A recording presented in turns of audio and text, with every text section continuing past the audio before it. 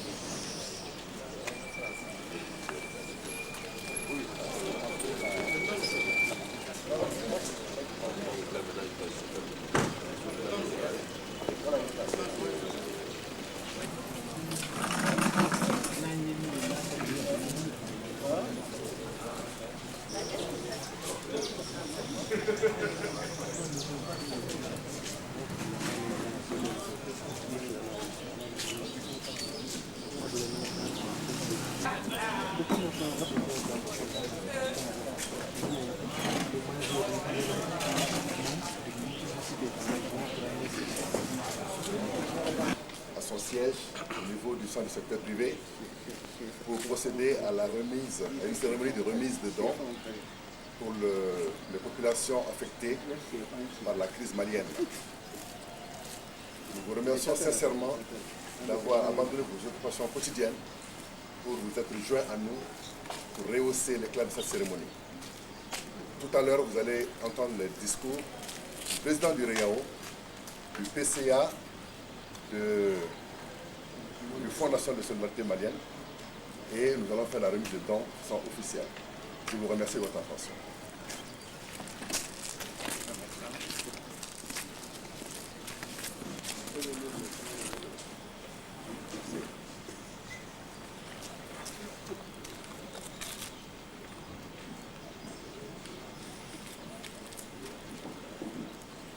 humanitaire, Monsieur le Président du Conseil d'administration du Fonds de solidarité nationale, Monsieur le Directeur général du Fonds de solidarité nationale, Madame la représentante de la Direction nationale du développement social, Monsieur le vice-président de la Chambre de commerce et l'industrie du Mali,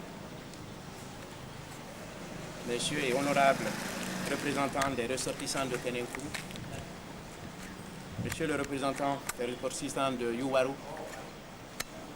Monsieur le directeur du centre du secteur privé, notre hôte de ce matin, chers amis, membres de REAO, généreux donateurs, honorables invités, je vous remercie au nom du REAO de votre participation à cette cérémonie. Mesdames, Messieurs, il est établi que dans notre pays, nous connaissons aujourd'hui la crise la plus grande dans notre histoire contemporaine. Il n'y a pas un seul pan de la communauté nationale qui ne souffre de la situation ainsi créée et qui s'impose à nous tous, malheureusement. Bien sûr, nous qui sommes ici, nous sommes les privilégiés dans un tel contexte, car nous ne sommes pas sous occupation. Nous avons la liberté de nos mouvements, le choix de nos pratiques sociales et religieuses. Il n'en est pas de même pour tous nos concitoyens. Néanmoins, il est important de vous rappeler que dans notre situation de privilégiés, nous déplorons la crise dans nos foyers, la peur du lendemain pour nos employés, l'angoisse du chef d'entreprise qui a la lourde responsabilité de sa société, du quotidien des hommes et femmes qui la forment. De quoi demain sera fait quand on a du mal à boucler les fins du mois? Tel est le leitmotiv des chefs d'entreprise dans notre pays aujourd'hui, depuis la dégradation de la situation. Heureusement, c'est dans ces moments de crise profonde que la solidarité a du sens. C'est ainsi que notre groupement de chefs d'entreprise, le REAO Mali, a choisi pour témoigner avec cette donation son souci de la pérennité de la communauté nationale. Grâce à la générosité de nos membres, nous sommes en mesure de faire ce geste symbolique pour soutenir nos frères des zones occupées et soulager leurs peines quotidiennes. Les populations de Yuwaru et Tenenkou sont les plus défavorisées par l'action publique et l'action humanitaire, déjà en temps de paix. Hélas, ce triste sort n'a pas changé avec la guerre. Le gros de l'action de soutien est pour le nord, je veux dire les populations des villes qui sont sur les grands axes de communication et de commerce. On oublie le delta. C'est pourquoi j'ai choisi avec mes amis de REAO de suivre la recommandation de notre ami Alaman Diarra, précurseur de l'action humanitaire en faveur du Nord, très peu de personnes le savent, de penser à la zone enclavée du delta. Par ce geste, les entreprises de REAO Mali veulent confirmer qu'elles se comportent en entreprises citoyennes, soucieuses du bien-être des communautés qui forment la nation malienne et de la souffrance des plus démunis. Notre partenariat avec le Fonds de solidarité nationale, basé sur la confiance en la capacité et au sens du devoir de solidarité de son directeur général et de toute l'équipe, témoigne également de notre souhait que notre État, par ses démembrements, reprenne le contrôle de l'action publique. La sortie de crise de notre pays exige le retour de l'État dans la plénitude de son rôle régalien de servir toutes les communautés, et particulièrement celles qui sont les plus dans le besoin d'aide. Pour ce qui nous concerne au REAO, nous continuerons à travailler à la survie de nos entreprises en grande difficulté, pour préserver l'emploi et le revenu de nos employés, gage de paix sociale et de dignité pour les individus et leurs familles. Nous avons bon espoir que la raison sera bientôt de retour dans les rangs des acteurs politiques et que les Maliens réunis seront alors capables d'envisager de mettre fin à l'occupation d'une large partie de notre pays. Ainsi, nous pourrons continuer à affronter l'indispensable œuvre de développement du pays, aujourd'hui compromise. Pour l'heure, nous demandons à nos frères de Yuwaru et de Tenenkou et à leur association de faire le meilleur usage de ce modeste don de 10 tonnes de riz en cette veille de mois de Ramadan. Je vous remercie de votre attention et vous souhaite un bon Ramadan à tous.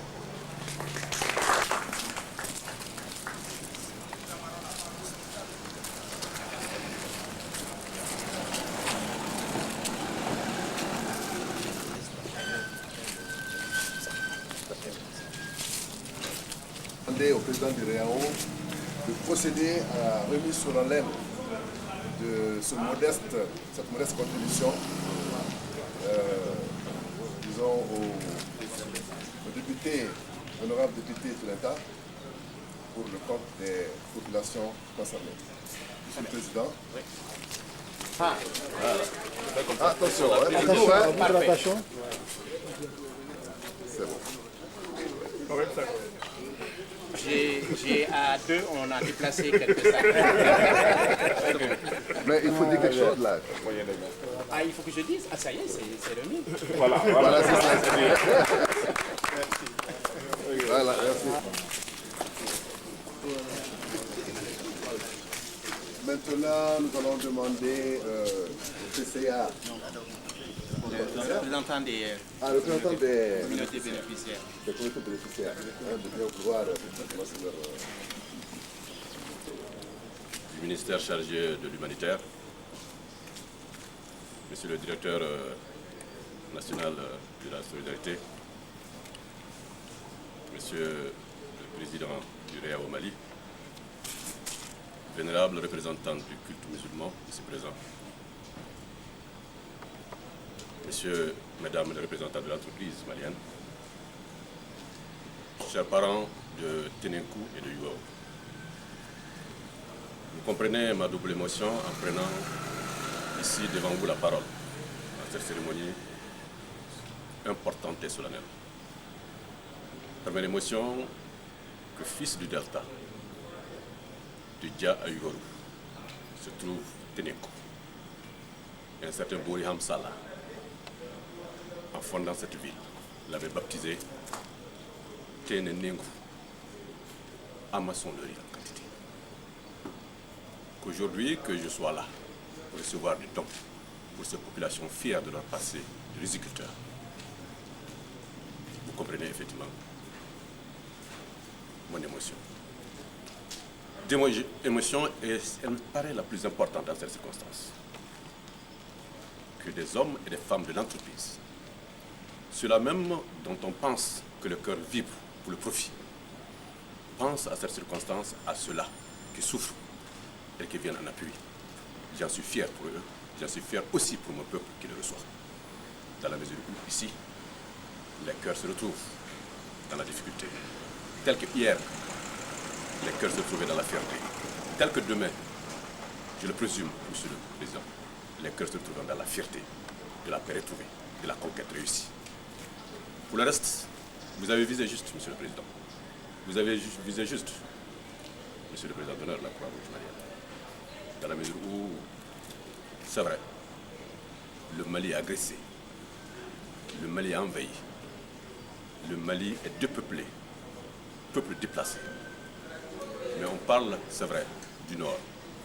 Mais il y a le Grand Nord et le Petit Nord. Il y a un Petit Nord dans un coin, dans le delta intérieur du Zé. C'est à cela que vous pensez. C'est à cela que vous avez pensé. Nous prenons acte de cela en espérant que vous serez suivis dans la mesure où Ténékou a été attaqué le 2 mars déjà. Jouarou a été également attaqué dans la foulée, avant Tessalit. Et là, on n'en a pas beaucoup parlé. C'est vrai.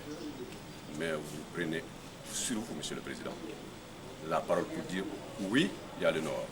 Oui, il y a l'occupation du Nord. Mais ailleurs, au Mali aussi, il y a d'autres peuples qui souffrent. Et c'est tout cela qui constitue le Mali. Et c'est tout cela qui doivent pouvoir bénéficier de l'appui des Maliens et des amis du Mali. Vous comprenez que je ne puisse pas être long, dans la mesure où les populations attendent ce don. Rassurez-vous, monsieur le président, que nous en ferons un bon usage. Le produit arrivera à l'endroit et à qui de droit dans les meilleures conditions. Et nous vous rendrons compte, graine par graine, de ce que vous avez fait. Vous comprenez donc que je ne puisse pas être plus long. Mais je ne vais pas oublier un ami ici présent, un autre député qui est venu à cette cérémonie, cette fois-ci du côté de l'entreprise. Je prends acte de ta générosité. Chers collègues, pour terminer, merci pour votre générosité, merci pour tout. Vive la solidarité.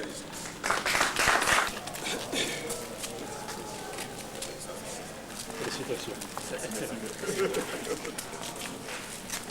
Il va prononcer pendant nos questions.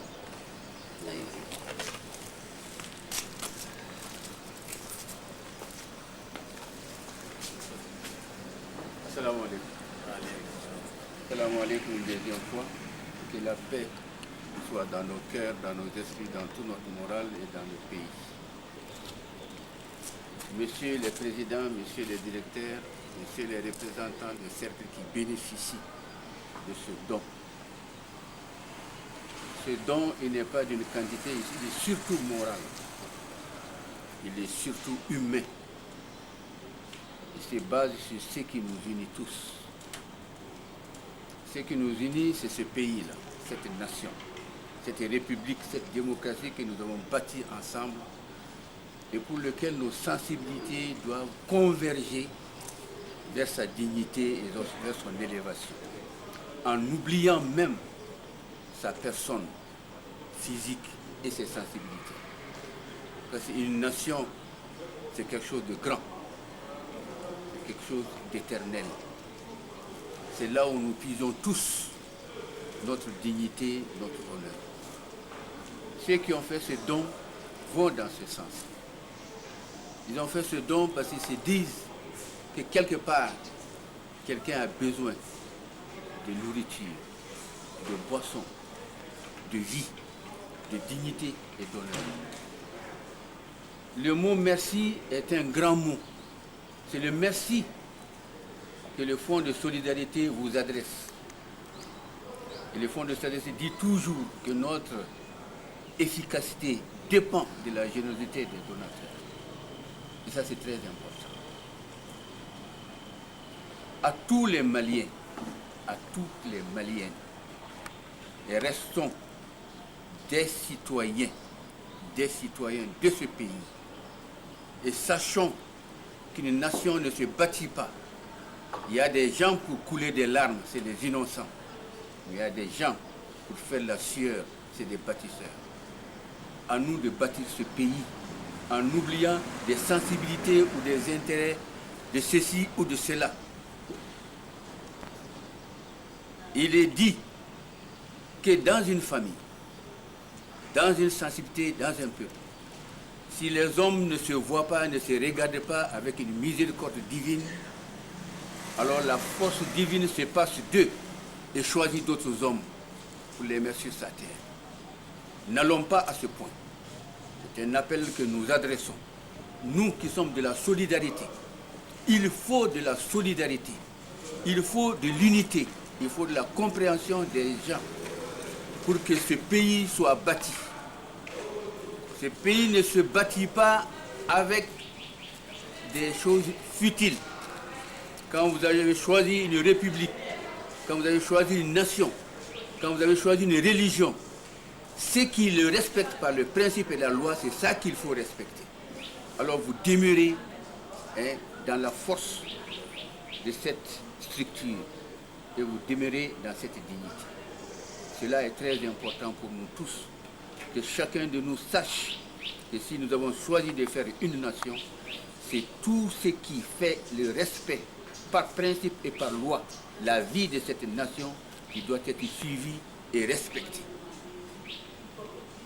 Toute sensibilité doit se taire pour que ce pays soit un pays où les innocents, les démunis, ceux qui sont dans le nord en train de chercher dignité, honneur, vie, qui puissent être dans leurs droits d'humain, dans leurs droits d'homme. Cela est très important. Nous nous excusons de faire ce discours parce que partout aujourd'hui, à chaque discours que l'on tient, c'est l'émotion qui prédomine, c'est les larmes qui coulent, c'est des gens qui sont préoccupés. Comment nous allons faire? Que va-t-on faire? Et dans le comment nous allons faire, que va-t-on faire? Et revenons à nous-mêmes. Et revenons à nous-mêmes. Et revenons à nous-mêmes pour dire que nous voulons fonder une nation. Et cette fondation se fait sur des principes, sur des lois, sur le respect des uns et des autres. Si nous ne voyons pas cela, nous allons tellement trébucher, tomber et nous relever, jusqu'à ce que nous voyions cette vérité. Et cette vérité, si nous la voyons ce jour-là, nous allons nous saluer nous-mêmes et rendre grâce à Dieu. Que le Tout-Puissant nous assiste. Dites Amen. Dites Amen. Que le Tout-Puissant nous sauve. Que le Tout-Puissant nous donne beaucoup d'intelligence, beaucoup de foi et beaucoup d'humilité pour que l'amour entre nous soit une réalité profonde et élevée en même temps pour que ce pays soit dans sa dignité et dans son honneur. Je m'excuse d'être long, mais j'ai besoin de dire ça en tant que PCA, en tant que membre de bien des conseils islamiques. Il faudrait que nous sachions qu'on bâtit un pays. Il y a des gens pour couler des larmes, il y a des gens pour faire la sueur. C'est nous qui sommes là pour faire cette sueur et quelques verbes pour bâtir ce pays-là. Élevons-nous au-dessus de ce qui est futile. Ce qui est futile, c'est ce qui meurt chaque jour. C'est ce qui n'a pas de valeur pour la dignité et pour l'honneur d'une nation. Une nation, c'est grand.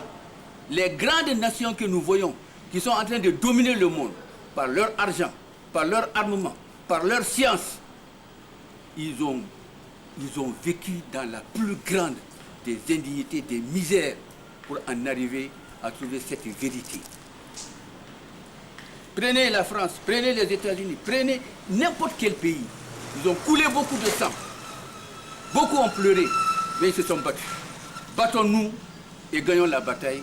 Que le Seigneur nous assiste. Je vous remercie. Donc, mesdames, messieurs, après ces mots Philippe Konaké, je pense que nous avions voulu une cérémonie assez brève, une cérémonie assez significative, une cérémonie assez marquante. Nous pensons que nous l'avons obtenue. Donc, il ne nous reste plus qu'à vous remercier. Nous sommes un vendredi saint, il a dit. Nous n'allons plus vous retarder longtemps, vous retenir longtemps, sauf qu'à vous remercier. Et avant de partir, vous demander de bien vouloir accepter de faire une photo de famille devant ce camion-là.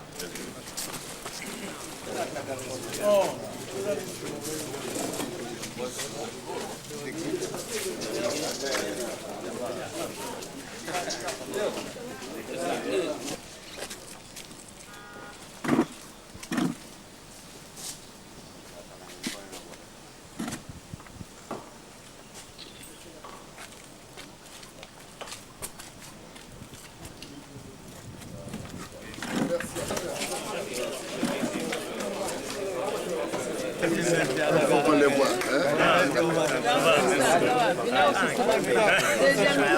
Tu vas aller encore, il n'y a pas de problème. Monsieur le prêcheur. Alors, monsieur l'imam prêcheur.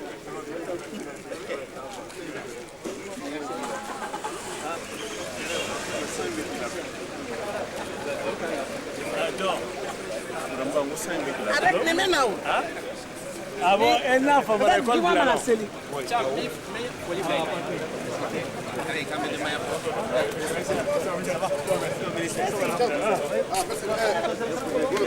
Moi, avec toi, on a pas